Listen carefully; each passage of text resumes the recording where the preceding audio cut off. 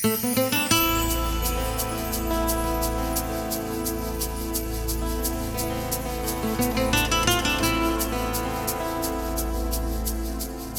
to the Musicflix Show.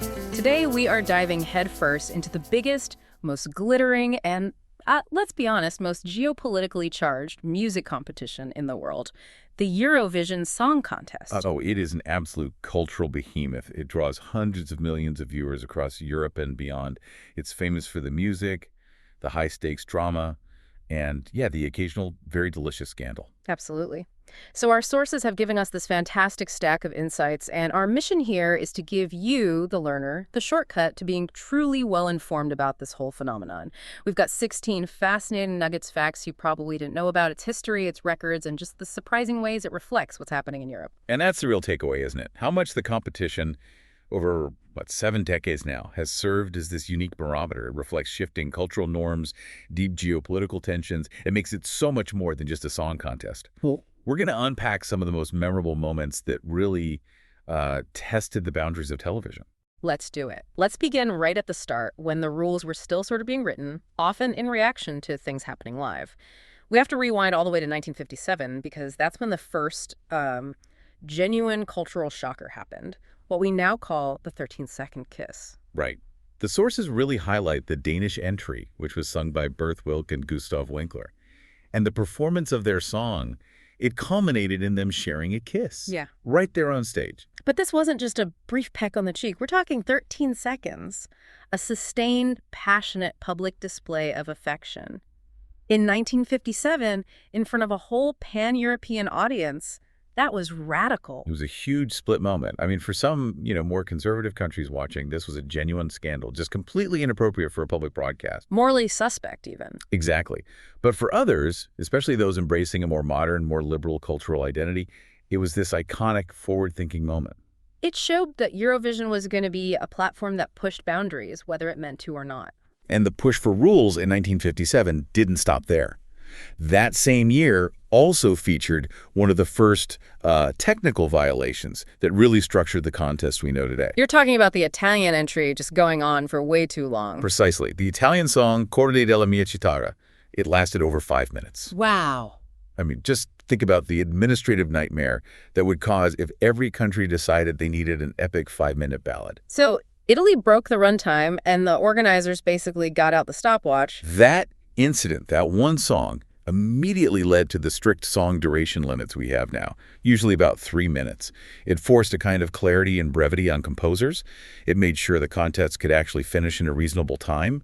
The rule was born completely out of necessity. Okay, so if 1957 gave us the first rules, let's fast forward a bit to 1969, which gave us the first, catastrophic breakdown of those rules. We're talking about the famous or infamous chaotic tie. It was a true administrative disaster. That year, 4 countries tied for first place. Four. France, Spain, the Netherlands, and the United Kingdom. 4 simultaneous winners. I mean, that sounds kind of celebratory on the surface, but what was the actual chaos it exposed? Well, at the time, the voting mechanisms, they relied almost entirely on national juries. And crucially, there was no tiebreaker rule. It just didn't exist in the rule book. So they just didn't know what to do. They were completely unprepared. They just declared all 4 nations as winners. But surely people didn't like that. I mean, did the audience just embrace the chaos? No, not at all.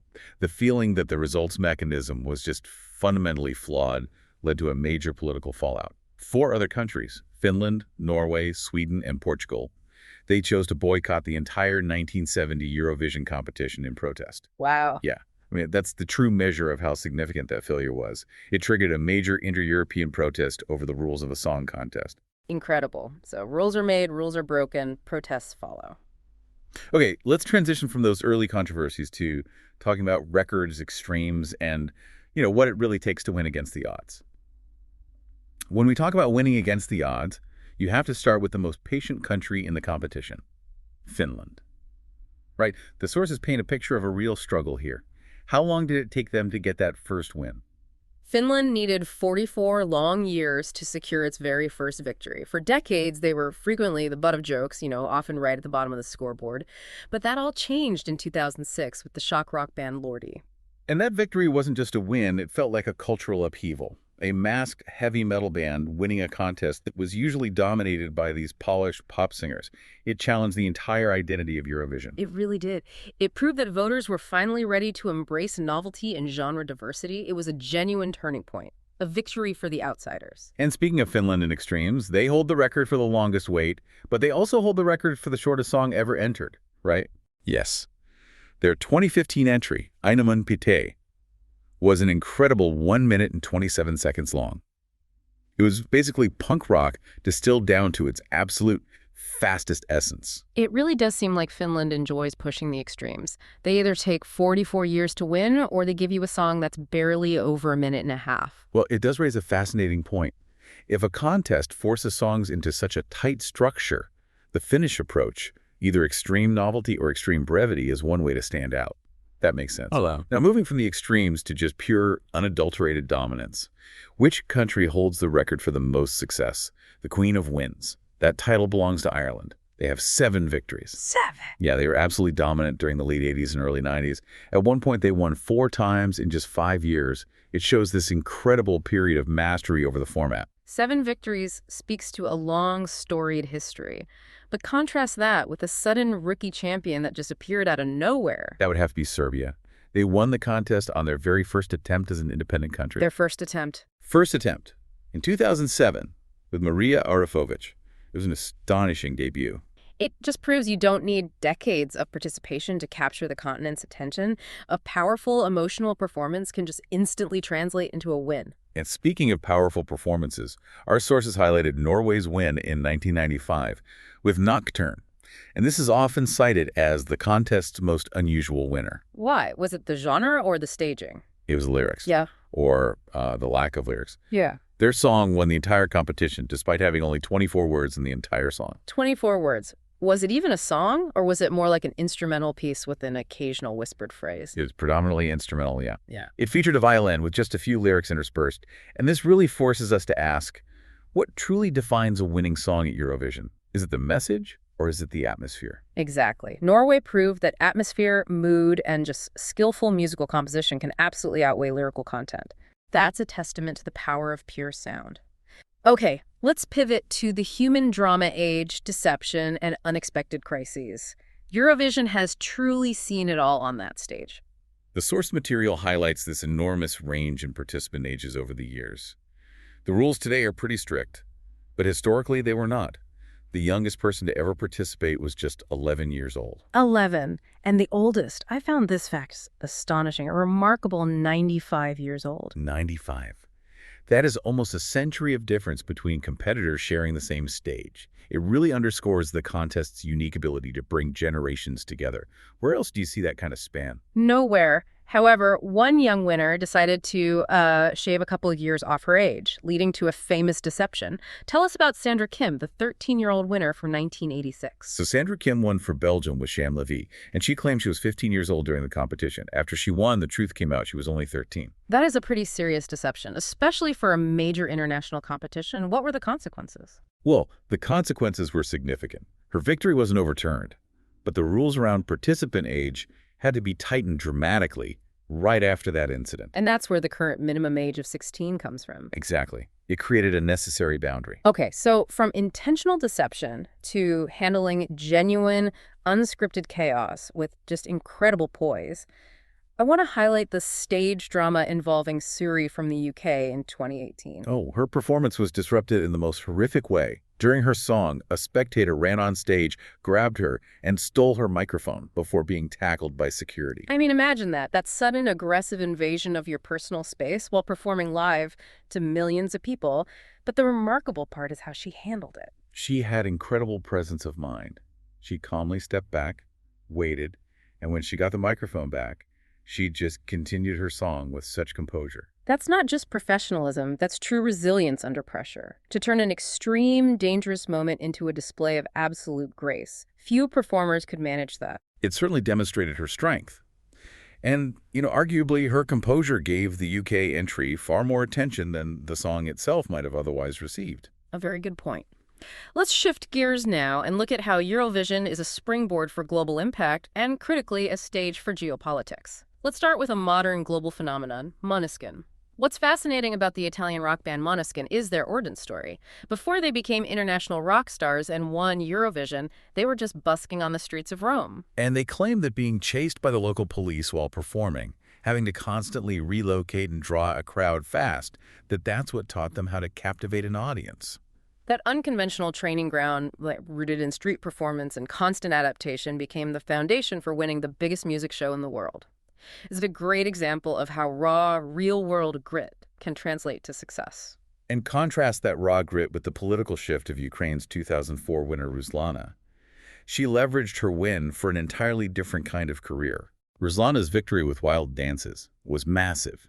She used that global platform not to fade away, but to launch herself into political and humanitarian work. She later served as a member of parliament and became a UNICEF Goodwill Ambassador. Which clearly illustrates that winning Eurovision isn't just a musical career peak, it can be the starting point for a much broader platform of visibility. It provides a level of credibility and recognition that is almost unmatched for a cultural figure in Europe. And we absolutely have to cover the intense political atmosphere that has surrounded Israel's involvement in the contest since their debut. This is a continuous arc of tension. Israel's debut in 1973 was accompanied by serious, immediate security concerns and fears of a terrorist attack.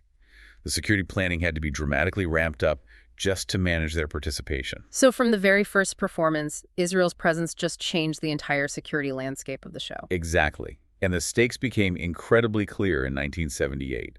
Our sources highlight this powerful geopolitical anecdote involving Jordanian television. Right. In 1978, when it became clear that Israel was likely to win the contest, their song was Eba Nibi Jordanian television famously interrupted its broadcast. They just cut the feed.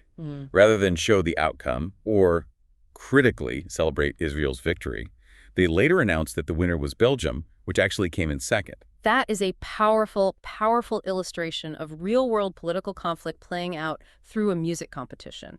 The scoring board becomes a political scorecard. Absolutely. Finally, let's wrap this section up on a more peaceful note, looking at the lasting cultural legacy of one of the earliest entries, Volar. Wow. Volar, or Nel Blu di Pinto di Blu, originally sung by Domenico Modugno in 1958, is the most covered song to ever come from the contest. That song just transcended the competition immediately, didn't it? It's been recorded by dozens of artists, legends like Dean Martin, David Bowie, even the Gypsy Kings. That is the kind of long-lasting, universal cultural footprint Eurovision can create. A song that moves far beyond the political maneuvering and the drama to become a global standard. Okay, so what does this all mean for the learner? I think the Musicflix Show confirms that Eurovision is so much more than just a lineup of songs. It's a dynamic record of European history, culture, and high-stakes drama. We've explored moments where rules were established, where a four-way tie caused political boycotts, and where an onstage attack proved the resilience of the performer. I think the contest is, fundamentally, a unique barometer of European political and social shifts. The rules around age, the response to the kiss, the chaos of the 69 tie, the politics of the 78 broadcast cut. They all tell a story about what European society was willing to tolerate, celebrate, and protest at that specific moment in time. It really holds a mirror up to the continent. It is a spectacle, a cultural exchange, and a political battleground, all wrapped up in glitter and key changes. Thanks for joining us on this exploration of the secrets of the Eurovision Song Contest. If you enjoyed learning about the surprises and records of this global competition, stick around because on the Musicflix Show, there's always something new to discover.